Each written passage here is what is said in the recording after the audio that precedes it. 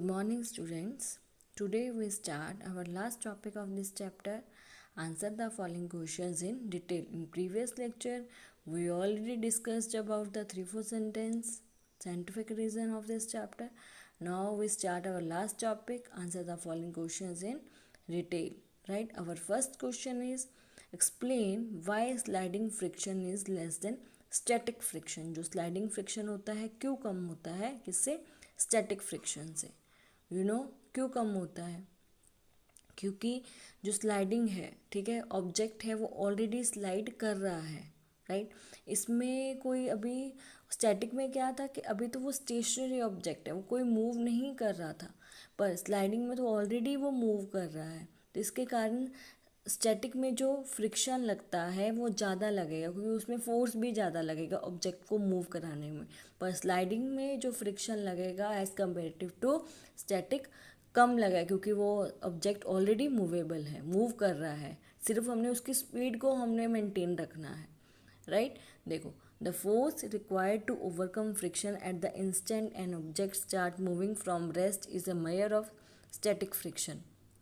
आपको पता है जब एक ऑब्जेक्ट मूव करने लगता है कहाँ से, एक रेस्ट पोजीशन से, तो उसके हमने फ्रिक्शन को, उसको मूव कराने के लिए उसके हमने फ्रिक्शन को ओवरकम करना पड़ता है। इसके लिए हमें क्या करना पड़ता है? फोर्स लगाना पड़ता है, ठीक है। इसके लिए हमें फोर्स चाहिए ही चाहिए। स्टैटिक फ्रिक्शन के लिए, एक फ्रिक्शन को ओवरकम करने के लिए, ऑब्जेक्ट को मूव करवाने के लिए हमें उसमें फोर्स रिक्वायर्ड होता है क्योंकि वो ऑब्जेक्ट कैसा ऑब्जेक्ट होता है? इसमें स्टेशनरी ऑब्जेक्ट होता है, वो ऑलरेडी अभी रेस्ट पोजीशन में है, अभी तो हमने उसको मूव करवाना है, right.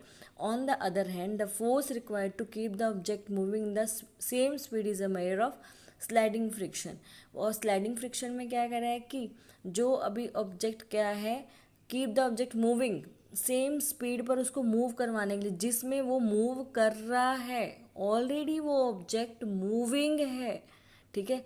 This is the not a stationary object, it's already move, right. ये याद रखना, स्लाइडिंग में ऑब्जेक्ट ऑलरेडी मूव कर रहा है, सिर्फ हमने उसकी स्पीड को, वो स्पीड वो सेम रहे, इससे हमने उसमें फोर्स लगवाना पड़ता है, ठीक है। इसको हम क्या बोलते हैं? स्लाइडिंग फ्रिक्शन बोला जाता है। फोर्स इसमें भी लगा रहे हैं पर एज कम्पेरेटिव टू कम लगवाना पड़ता है, ठीक है। इसमें हम, आपको पता है इसकी मेजरमेंट कैसी होती है स्टैटिक और स्लाइडिंग की?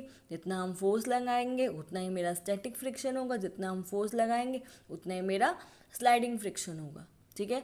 स्लाइडिंग फ्रिक्शन में सिर्फ इतना डिफरेंस है कि ऑब्जेक्ट ऑलरेडी मूवेबल है, मूव कर रहा है वो, ठीक है। अभी वो स्टॉप पोजीशन में नहीं है, रेस्ट पोजीशन में नहीं है, ओके। उसके बाद the keep the object the interlocking of irregularities in the two surface causes the friction. आपको पता है क्यों इरेगुलरिटीज होती हैं, इंटरलॉकिंग ज़्यादा होती है सरफेस के बीच में, तो क्या कारण होता है? फ्रिक्शन का कारण होता है, ठीक है। ये तो आपको ऑलरेडी पता है फ्रिक्शन का रीज़न क्या है। जब दो सरफेस के बीच में इंटरलॉकिंग क्या होती है? ज़्यादा होती है। उसके बाद स्टैटिक फ्रिक्शन में क्या होता है? स्टैटिक फ्रिक्शन में इंटरलॉकिंग सरफेस के बीच में ज़्यादा होती है क्योंकि वो ऑब्जेक्ट रेस्ट पोजीशन में, उस पर हम फोर्स लगा रहे हैं उसको मूव करवाने में। और स्लाइडिंग में क्या होता है? स्लाइडिंग में वो ऑब्जेक्ट मूवेबल है, मूव कर रहा है वो ऑलरेडी, उसमें इंटरलॉकिंग के चांसेस कम होते हैं, ठीक है, as comparative to static friction. होता है उसमें भी इंटरलॉकिंग पर कम होता है, okay. In case of static friction interlocking between two surface is very strong, ठीक है, but in case of sliding friction there is a less time of getting surface interlock with each other. वही मैंने आपको बोला कि static में interlocking ज़्यादा होती है दो सरफेस के बीच में, पर स्लाइडिंग फ्रिक्शन में लेस होती है क्योंकि उनको आपस में इंटरलॉकिंग करने का टाइम कम मिलता है, ओके। इसीलिए sliding friction is less than static friction. It's a very important, कोई आपसे पूछे कि स्लाइडिंग फ्रिक्शन लेस देन क्यों होता है स्टैटिक फ्रिक्शन से, अब इसको अच्छे से बता सकते हो क्योंकि वो सब स्लाइडिंग में वो ऑब्जेक्ट मूव कर रहा है, उसकी हमने स्पीड को मेंटेन रखना है, पर स्टैटिक में वो ऑब्जेक्ट क्या है? स्टेशनरी ऑब्जेक्ट है, रेस्ट पोजीशन में, अभी वो मूव नहीं कर रहा है। क्लियर? ये था मेरा first question, explain why sliding friction is less than static friction.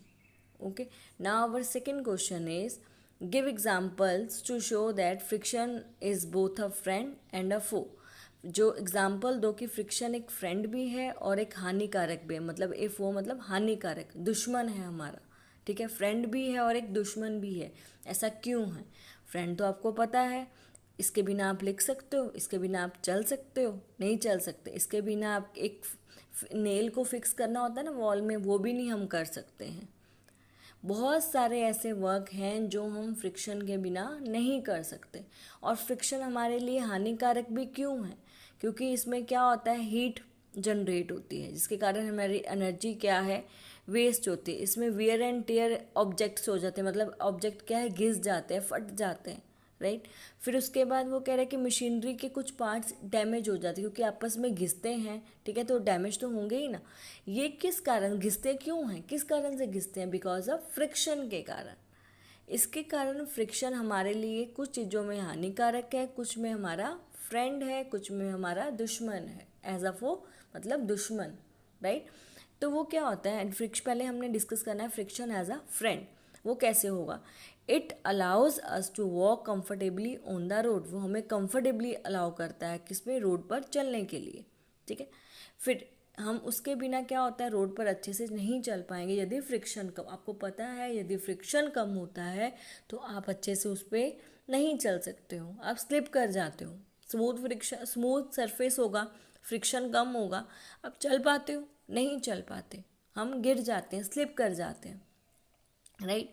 वैसे ही ये हमें क्या करता है, आप ब्लैक बोर्ड पे, मैंने आपको एग्जांपल भी दिया था, जब हमने ब्लैक बोर्ड पे लिखना है तभी हम, यदि हमारे में फ्रिक्शन होगा तभी हम लिख पाएंगे ना। यदि फ्रिक्शन ही नहीं होगा तो क्या होगा, यदि उसका सरफेस स्मूथ होगा, यदि वो वाइट बोर्ड है उस पर आप चौक से लिख सकते हो? नहीं, वाइट बोर्ड का सरफेस कैसा है, स्मूथ है, उस पर चौक घिसेगा ही नहीं वो, क्योंकि वो सरफेस क्या है, स्मूथ है, उस पर टिकेगा ही नहीं वाइट चौक, जो हमारा चौक होता है।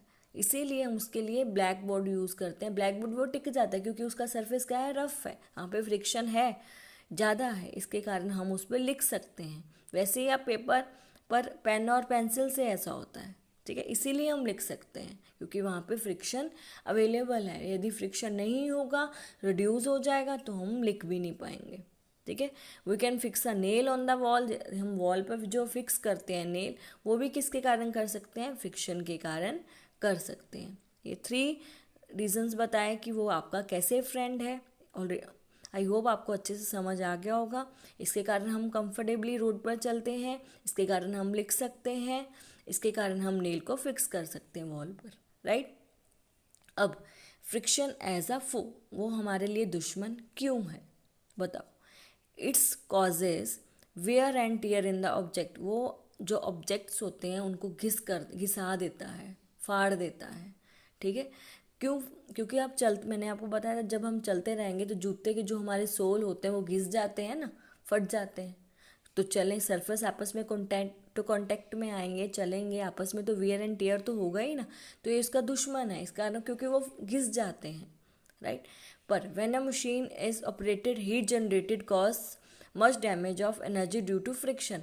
जब एक मशीनरी जो होती है, चलती है, मशीन चलती है, उसके कारण क्या होता है, एनर्जी की वेस्टेज होती है। क्यों? ड्यू टू फ्रिक्शन, क्योंकि हीट जनरेट हो रही है। आपने देखा होगा जब हम मिक्सर को भी जलाते हैं तो थोड़ी देर बाद, एक मिनट बाद ही वो गर्म हो जाता है, क्योंकि वो हीट जनरेट कर रहा है, ठीक है। Some parts of the machine is damage. कुछ पार्ट है मशीन के वो क्या हो जाते हैं, डैमेज हो जाते हैं। इसी कारण से डैमेज हो जाते हैं क्योंकि आपस में वो घिस जाते हैं, राइट। फिर it opposes the motion of the moving object. वो कह रहा है कि जो मोशन है, जो मोशन हो रहा है ऑब्जेक्ट का, उसका अपोज करता है। ये तो आपको पता ही है। As a result speed of the object decrease. इसके कारण ऑब्जेक्ट की स्पीड क्या है, डिक्रीज हो जाती है। ये तो आपको अच्छे से पता है क्यों डिक्रीज होती है, क्योंकि फ्रिक्शन है। फ्रिक्शन रिड्यूस कर देता है स्पीड को, राइट। बढ़ा भी सकता है पर रिड्यूस तो करता ही है ना।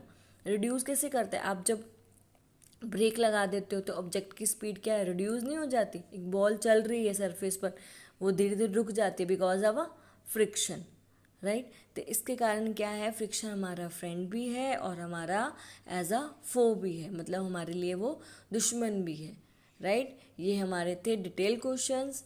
ओके, यहाँ पे मेरा चैप्टर क्या है, फिनिश्ड हो गया। नेक्स्ट वीडियो में एक बार फिर से मैं आपको ये चैप्टर का पूरा रिवाइज करवाऊँगी ताकि ये चैप्टर आपको बिल्कुल इसमें क्लियर हो जाए, कोई डाउट ना रहे।